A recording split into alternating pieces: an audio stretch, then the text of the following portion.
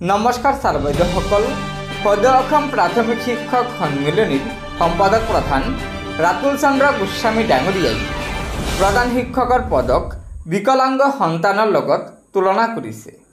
হয় सार बैद्यসকল বলক আমি জানিলো रातुल चंद्र गोस्वामी डांगरियाई কোন প্ৰসংগত प्रधान शिक्षकर पदक विकलांग सन्ताনৰ লগত तुलना কৰিছে।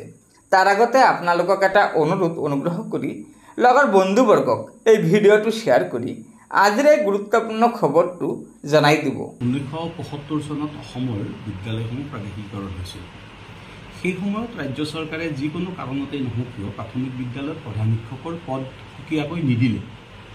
সেই ব্যৱস্থাপনা সংশোধনৰ কাৰণে 1982 চনৰ পৰা অসম ৰাজ্যিক প্ৰাথমিক শিক্ষক সন্মিলনীয়ে ধাৰাবাহিকভাৱে কেতিয়াবা সংগ্ৰাম, কেতিয়াবা আলোচনা, কেতিয়াবা বিভিন্ন বিষয়া পৰ্যায়ৰ আলোচনা ইত্যাদি ইত্যাদি কৰি আহিছিল। প্ৰায় 42 বাৰ আনুষ্ঠানিকভাৱে আলোচনা হৈছিল এই বিষয়টোৰ ওপৰত।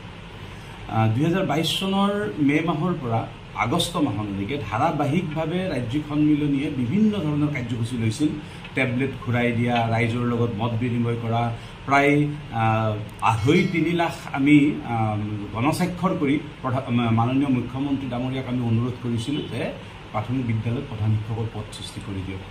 অৱশেষত ৰাজ্য চৰকাৰৰ কেবিনেটে এটা ঐতিহাসিক সিদ্ধান্ত গ্ৰহণ কৰিলে যে প্ৰাথমিক বিদ্যালয়ত প্ৰধান শিক্ষকৰ পদ সৃষ্টি কৰা হ'ব। এই যিটো সিদ্ধান্ত, এই সিদ্ধান্তটোক আমি অত্যন্ত আদৰণি জনাইছোঁ আৰু এইটো আমি ভাবিছোঁ যে ৰাজ্যখনৰ প্ৰাথমিক বিদ্যালয়সমূহৰ কাৰণে এইটো এটা যোগাত্মক খবৰ আৰু এইটো এটা সন্তান হিচাপে আমি গণ্য কৰিছোঁ। কিন্তু আমি এই কাৰণেই কৈছোঁ যে ৰাজ্য চৰকাৰে এই কেবিনেটৰ সিদ্ধান্তটো লওঁতে এটা লেঙুৰ এডাল পিছফালে লগাই দিলে। এইটো হ'ল যে 150জন ছাত্ৰ ছাত্ৰী থাকিলে বিদ্যালয়ত প্ৰধান শিক্ষক দিয়া হ'ব। আমি সেইবাবে এই সন্তানটো বিকলাংগ বুলি কৈছোঁ। কাৰণ ৰাজ্যখনৰ যিকোনো আজি যদি 40জনো ল'ৰা ছোৱালী আছে স্কুলখনত, তেনেহ'লে যিমানখিনি প্ৰধান শিক্ষকজনে কাম কৰিব লাগিব 500 ল'ৰা ছোৱালী থকা স্কুলখনৰ একেই কাম। গতিকে সংখ্যাৰ ভিত্তিত এখন বিদ্যালয়ৰ প্ৰধান থাকিব নে নাথাকিব এইটো নিৰ্ধাৰণ হ'ব নোৱাৰে। তাৰোপৰি এইটো কোৱা হৈছে যে RTE এক্ট মতে দিয়া হৈছে। RTE এক্ট আমি তন্নকৈ পঢ়ি চোৱাৰ পিছত আমি দেখিছোঁ যে RTE এক্টে কেতিয়াও ক'তো প্ৰধান শিক্ষক নিযুক্তিৰ ক্ৰাইটেৰিয়া সম্পৰ্কে কথা কোৱা নাই। RTE এক্টৰ 19 আৰু 25 নম্বৰ ক্লজত যিখিনি কথা কোৱা হৈছে সেইখিনি পিপল টিচাৰ্ছ ৰেচিঅ' সম্পৰ্কে কোৱা হৈছে। গতিকে সেই কথাটোক দোহাই দি প্ৰাথমিক বিদ্যালয়ত ক'ৰবাত প্ৰধান শিক্ষকৰ পদ সৃষ্টি নকৰিব, এই কথাটো কেতিয়াও মানি ল'ব পৰা বিধৰ নহয়। সেইবাবে আমি ৰাজ্য চৰকাৰক আমি আহ্বান জনাইছোঁ যে অসমত এখন প্ৰাদেশিকীকৰণ আইন আছে। এখন প্ৰাদেশিকীকৰণ কৰিবৰ কাৰণে বিদ্যালয়ৰ ছাত্ৰ ছাত্ৰীৰ সংখ্যা কিমান থাকিব লাগিব চৰকাৰীভাৱে সিদ্ধান্ত কৰা আছে।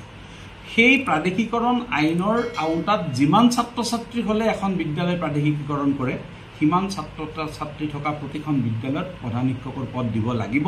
এয়া আমাৰ দাবী, অন্যথা পুনৰাই আমি সংগ্ৰামৰ পথত অগ্ৰসৰ হ'বৰ কাৰণে বাধ্য হ'ম।